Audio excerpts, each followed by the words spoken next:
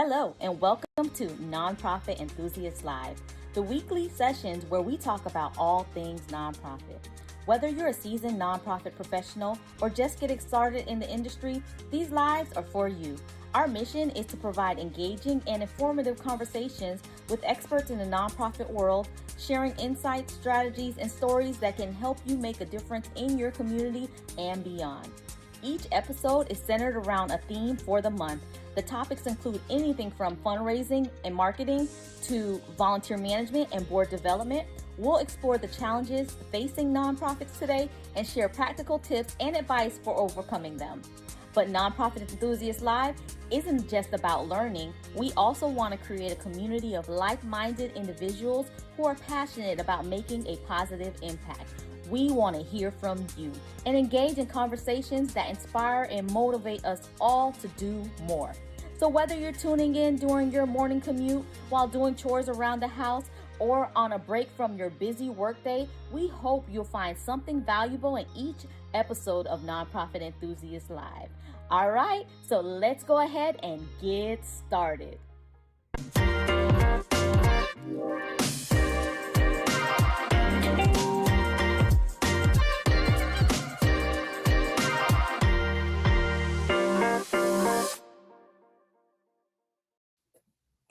Hello, everyone, and welcome back to Nonprofit Enthusiast Live. I'm your host, Lashina Williams, and so excited to be back here with you all and to bring our special guest back on. But before I do that, this month's topic is proving impact without the headache. What data really matters to decision makers, and who better than to start this month's conversation off with than Dr. Anna Eskamani. So please join me in welcoming her back to Nonprofit Enthusiast Live.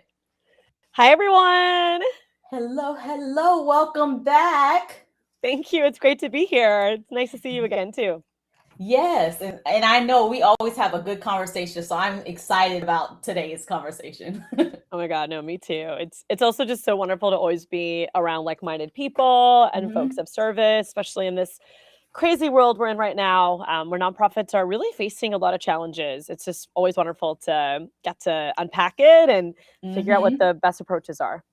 Yes. Love it. So before we dive in, let's talk a little bit about your journey in nonprofit and how you entered the arena and the work you do currently with nonprofits.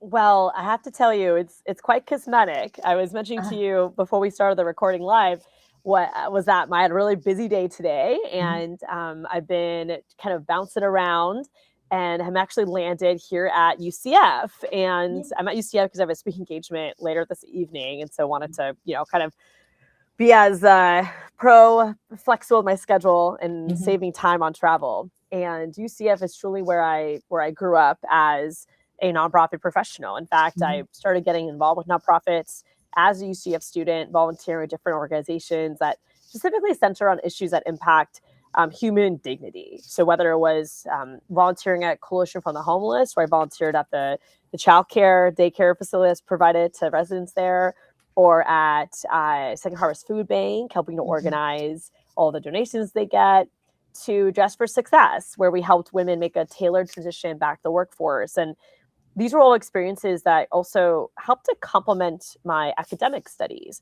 because I would read about different systemic challenges and issues, from incarcerated women having barriers to getting back into the workplace. And I would work with formerly incarcerated women who were going through those exact struggles.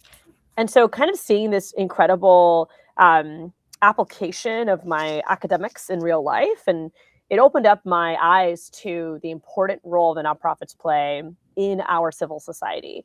And so right before I was graduating from UCF with my undergrad degrees in political science and women gender studies, I was offered a job at a local Planned Parenthood, which is a nonprofit organization that centers on reproductive health, education, access.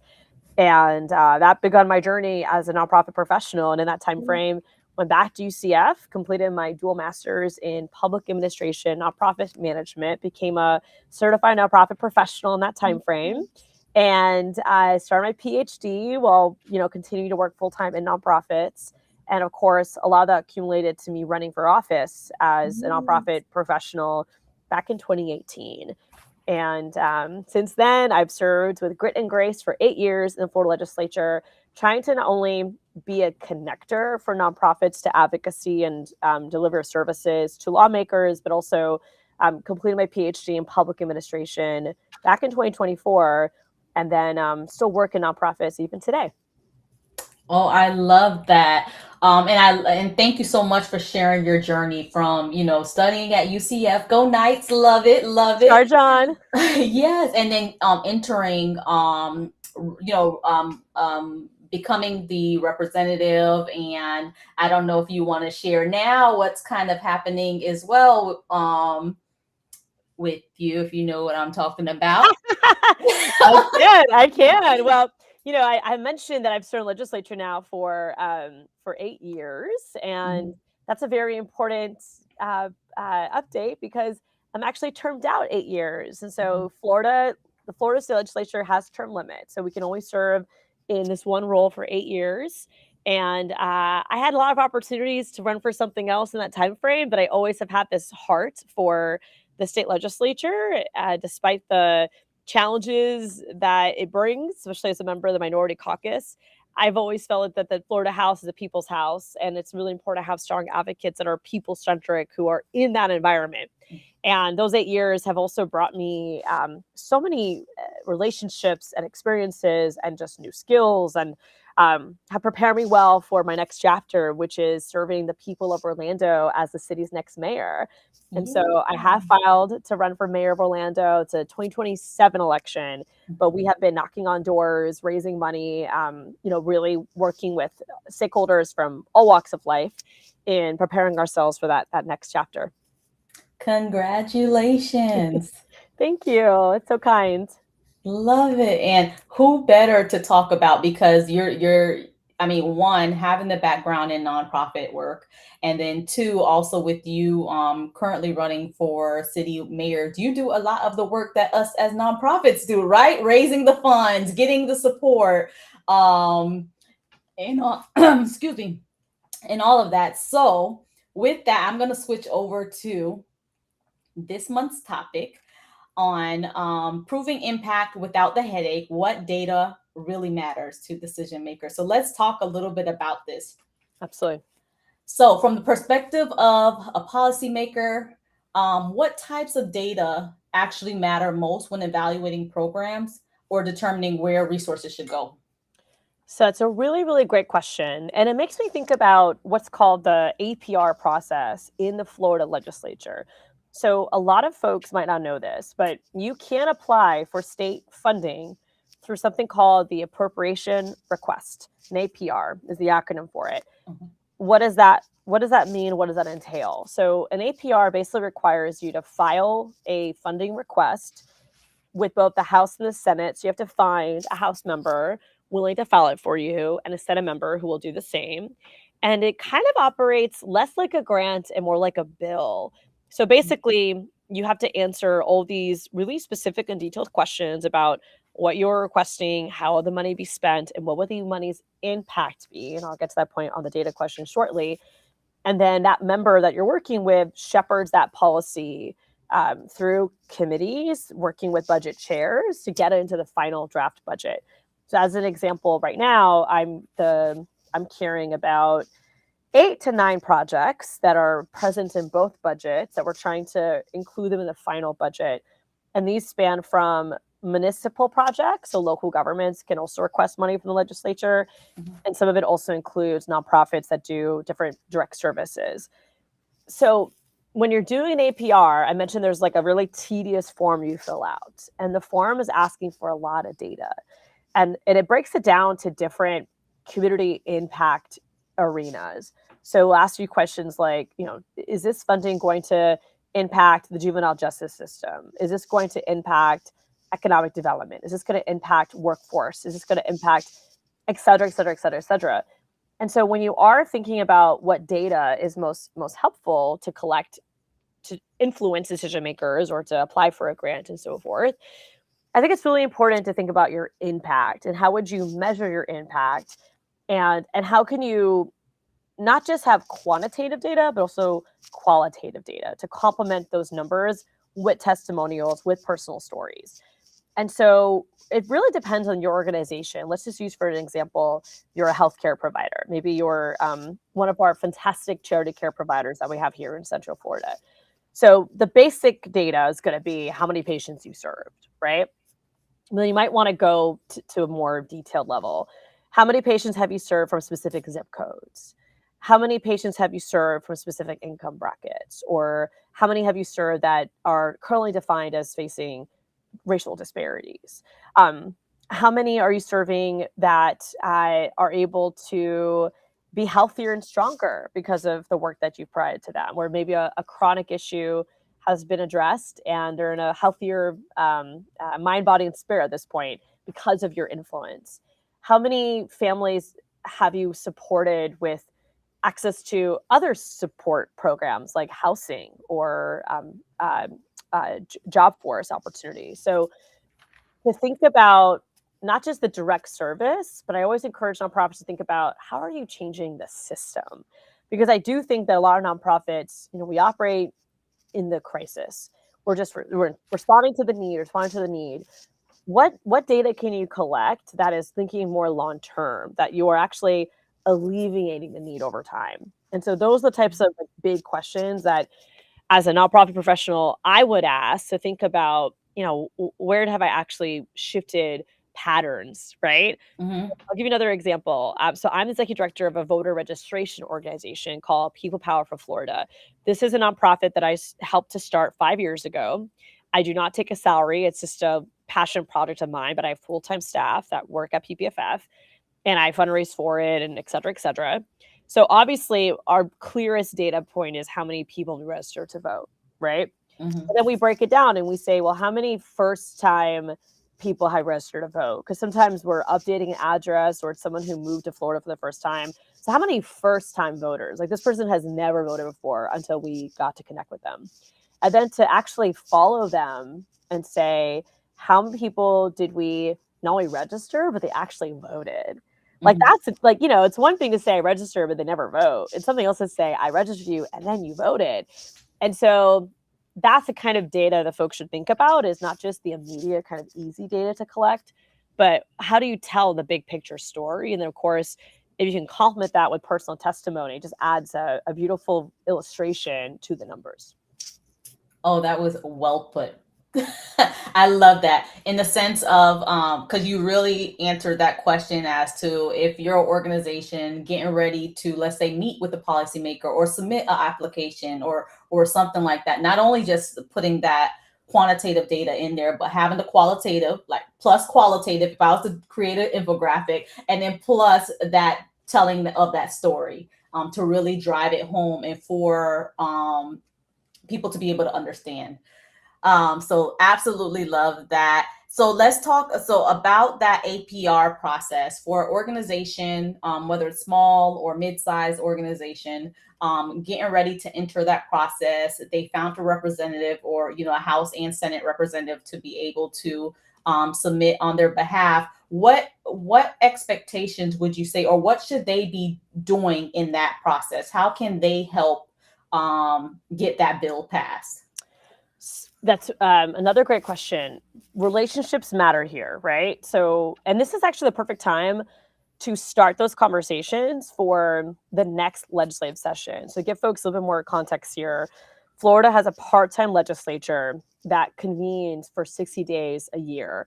So we actually just ended the 2026 regular session. We don't have a budget yet, so we're going back to Tallahassee sometime in April to work on the budget. And there's also a special session on congressional redistricting, which is a separate topic, but I share it because we will have to get back to Tallahassee several more times this year, despite regular session being over. So if you're looking towards doing an APR, the deadline for this session has passed. So you would be preparing for what is the 2027 to 28 fiscal year. And it's important to note that Florida's fiscal year is a July 1st model. So you would be making a funding request for July 1st of 2027 to June 30th of 2028. Okay, so that timeline in mind. the reason why I would recommend this is the best time to start having conversation with lawmakers, because it's really hard to have a lawmaker champion your APR if they don't know a lot about you and they don't know a lot about your organization. So this is an opportunity to invite legislative members and staff to visit your nonprofit. Or maybe if you don't have a physical brick and mortar, to visit one of the events you're hosting or sessions you're hosting. If you are engaged in a capital campaign, to introduce them to your capital campaign. But this really is an opportunity to reach out, introduce yourself, talk about your mission, ask them for, again, a tour or for coffee, because that is such an important buy-in opportunity. Because when a lawmaker files your request, you want to make sure they can be an advocate on your behalf, especially since a lot of nonprofits don't have the resources to hire a lobbyist. That lawmaker kind of is your advocate. They would play the role of a grassroots lobbyist. And I would say that many nonprofit leaders, if they are engaging in this process, they will come up to Tallahassee, meet with other lawmakers, try to request meetings with the budget chairs. But again, having that a relationship with your potential sponsors is really, really important, because you want them to prioritize the project just as much as you're prioritizing it. The last point I'll make on this too is, understanding the process is really important. So I kind of alluded to it a little bit, but when you file your APR, you're answering a long PDF with a lot of different types of questions. And then you have to sign an attestation to basically just confirm that everything you shared is accurate. Because unfortunately, there have been situations where that wasn't the case. Once that's done in both chambers and session begins, you're working that budget request. You're meeting with lawmakers. You're asking for time with the budget chairs and staff. It's also important to meet with staff. And the first iteration is called a draft budget. So the House and Senate will both release their own draft budgets. And your goal is to be included in at least one of those first draft budgets. If you're not in either one of the draft budgets, it's not hopeless to continue, but it's a very difficult slope to climb at that point, in the sense that neither chamber added you to their draft budget. So there's not a lot to kind of stand on and continued advocacy. It's not impossible, but it is much more difficult at that point. And then when you have these two separate budgets, the next step is called conferencing, where basically the legislature tries to find one budget by combining the two and kind of debating on line items. And this is where things get a little dicey, because I will tell you, for example, I have some projects that are 50% funded in the House, 100% funded in the Senate. And so my goal is for the House to match the Senate. But then I have other situations where we're at 0 in the Senate and we're at 50% in the House. And my goal is to at least get the Senate to match 50%. Because me getting the House to go to 100 is probably not going to happen, but I want the Senate to match the House. So that's when things get a little dicey. But again, it's why having a lawmaker that's your advocate is so important in this process. Thank you so much for that. So what is one practical step that leaders can take in the next few months to strengthen their approach when it comes to capturing data for their organization and sharing it? Well, data is only as good as what we're able to collect, right? And that's the challenge. I do think a lot of nonprofits, it's just so much on your plate, right? It's so much on your plate. And unless you have some sort of requirement to collect data, maybe an accreditation process you go through, it's not always top of mind for every organization. But again, when you're thinking about state funding opportunities, federal grants, private foundations, almost everyone's going to ask you for data. So first of all, the security of data you collect also is important, especially if you are a healthcare provider and you're engaging with HIPAA and things like that. So definitely be mindful when you are doing data collection, how you store that data, and to be transparent with the public on, your security protections and storing patterns and so forth. If possible, to even try to separate identifying information, and to always get consent if you are going to, share data that could identify someone. So that disclaimer provided. Best tips, one is help encourage every member of your team to engage in data collection. So it should not be a one-person job. Everyone should be committed to it. Have a very easy way to collect data. And so that could be some sort of electronic health record system. That could be a even something as simple as a Excel sheet where you keep tabs and keep updated. It doesn't have to be super sophisticated. As long as it works, it works. It also might be a Google form. Maybe you're collecting survey responses following a visit or following a client experience or so forth. I would say that you want to do your best to collect data consistently. And this is what a pattern I also see happen is that folks don't start really collecting data until they realize they might need it for something. And so if you can get into the habit of collecting and processing, analyzing data consistently from the beginning, then it will be less stressful when it is a situation of urgency. And you might want to even create an internal system, right, to ensure that you've recorded and captured all data once a week, versus once a month. Because again, if you do it more bite size, it just feels more manageable than kind of waiting towards the end of a month or end of a quarter when it's just so much data that you have to process. Data, by the way, can also take shape as your donors. So this is kind of the previous question, but a lot of foundations and funders also want to know, how do you resource yourself? Do you have multiple sources of support? How many donors do you have? What's the median gift? So be mindful too that the data you're collecting is not only about services provided. It also can illustrate the folks who support you and at, to what degree. And so that also might be information that will be requested of you in some point. Awesome. Thank you. Is there anything else that you would like to cover from today's conversation? So much to talk about. I know. So much to talk about. I would say to pace yourself, right? To definitely pace yourself. And by the way, especially on the question of data, if you're a smaller nonprofit and this is sounding very overwhelming, I would definitely reach out to places like UCF, right? I would reach out to Valencia College. I'd reach out to nonprofit programs at Rollins College. Like, I do think that it is worth making a connection to academic institutions that might be willing to volunteer their time or their expertise to you to create a data collection system. Because sometimes having other people in the space like walk you through that could be very valuable and give you ideas that you never thought of before. And as a graduate of the nonprofit management program, I can tell you that service learning was a big component of our program. Always looking for nonprofits to work with. And it might very well be a great partnership to say, we want to get better at showing off our work and collecting our data. Can you help us with that? And you'd be surprised, the opportunity that could be there and the brilliance of our students as well. Agreed. So you hear that you do not have to do it alone. And there's some resources out there, many resources out there for you to tap into. So that way you can have the support that you need, especially when it comes to data.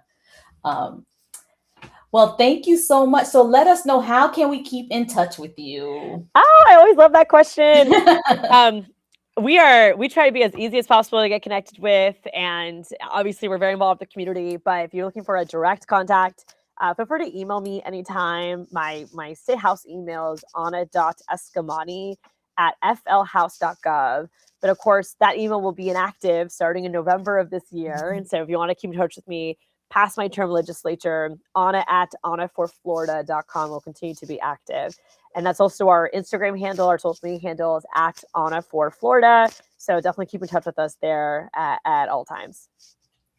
Awesome. Well, thank you so much for joining us and the wonderful insight that you provided as usual. And we're glad that you joined us for today's session. So thank you again for being our guest today. Absolutely. Thank you. Appreciate everything that you do. Of course. All right, everyone. And thank you so much for joining us. And we look forward to seeing you next time on Nonprofit Enthusiast Live. Bye, everyone.